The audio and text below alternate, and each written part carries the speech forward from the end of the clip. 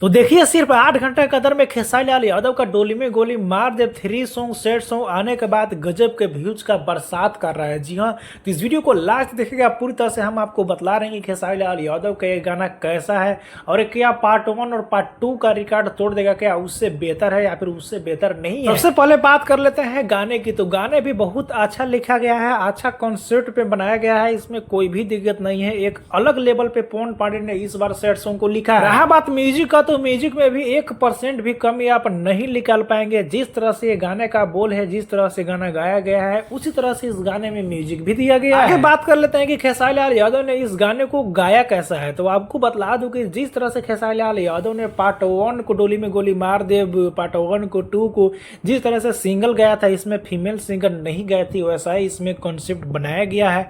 मतलब कि सिंगल खेसारी लाल यादव ने खुद से इस गाने को गाया है और बहुत ही अच्छा गाया है। मतलब कि जिस तरह से इनका अंदाज है गाने का, सेट सॉन्ग उस अंदाज में अपने से खूब प्रयास किए हैं और ये अच्छा किए हैं। रहा बात एक्ट्रेस का, तो एक्ट्रेस भी बहुत खूबसूरत है, अच्छा एक्टिंग किया है, जैसा कराया गया है वैसा इन्होंने किया है। बात रहा वीडियो का, तो वीडियो गजब की, इसमें पैसा तो खर्चा किया गया है। वीडियो में देखकर साफ साफ अंदाजा लगा सकते हैं कि इसका सेटअप हो, कस्ट्यूम डिजाइन हो, कपड़ा हो, जितने भी, या फिर आउटडोर हो शूट, मतलब कि बाहर में जो शूट किया गया हो, बहुत अलग अलग तरीके से किया गया है। इसमें मतलब पैसा भर भर के पैसा खर्च किया गया है। बात की पार्ट 1 पार्ट 2 को टक्कर दे पाएगा, तो हमको लग रहा है कि नहीं दे पाएगा। जी हाँ, बिल्कुल भी पार्ट 1 पार्ट 2 के सामने फीका फीका गाना लग रहा है। जिस गाने में उतना पार्ट 1 2 में दम था, इतना गाने में नहीं लग रहा है। बाकी आपको क्या लग रहा है नीचे कमेंट में बताना ना भूले। वीडियो को एक लाइक करें, चैनल को सब्सक्राइब कर ले, जुड़ जाए।